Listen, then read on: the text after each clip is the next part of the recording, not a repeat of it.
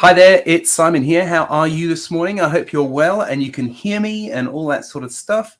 Today, what I thought we would do is we'd learn how to read rhythm notation in the next 15 minutes. It's something that's not that tricky, and if you practice a little bit, it will really make a big difference.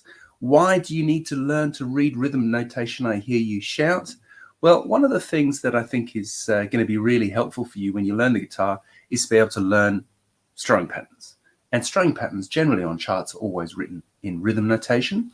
The other thing is there's a new kind of tablature that has the sort of the tablature at the top and the little tails down the bottom, so you can kind of figure out what's on the one, what's on the two, etc., is also really awesome and helps you learn songs much quicker. So it's worth spending just a little bit of time just to get your head around this stuff so that you can then read it. Now, what we're going to do first is we've got to learn to identify the various symbols and all that sort of stuff. So here's something I prepared earlier. We've got, he says, basically a glossary of, why can't I share that? Oh, it was all going so well. A glossary of basically all of the different available, no, it's not there, different available notes, right?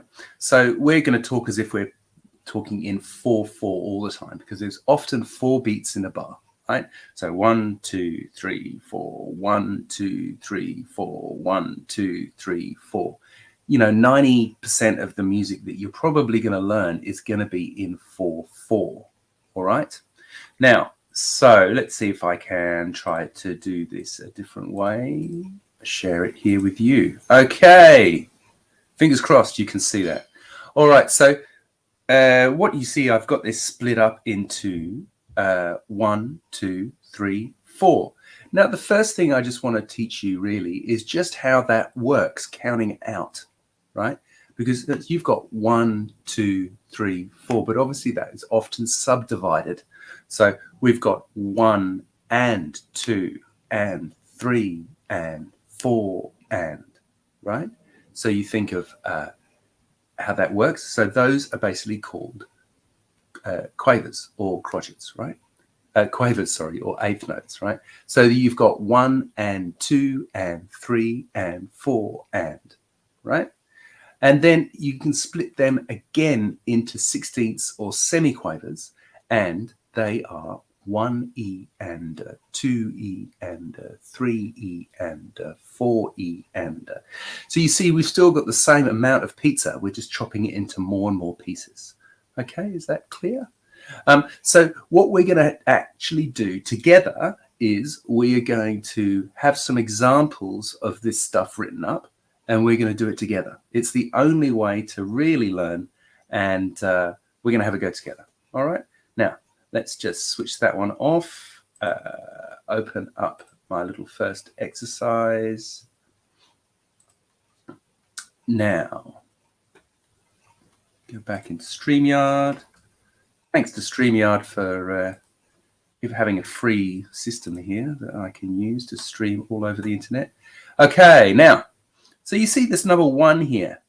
We've got these 2 things here. So you see this got a stem and a hole. So there's basically 2 beats. And what you can see is, I know I've got them in boxes here, but imagine there's just bar lines here, right?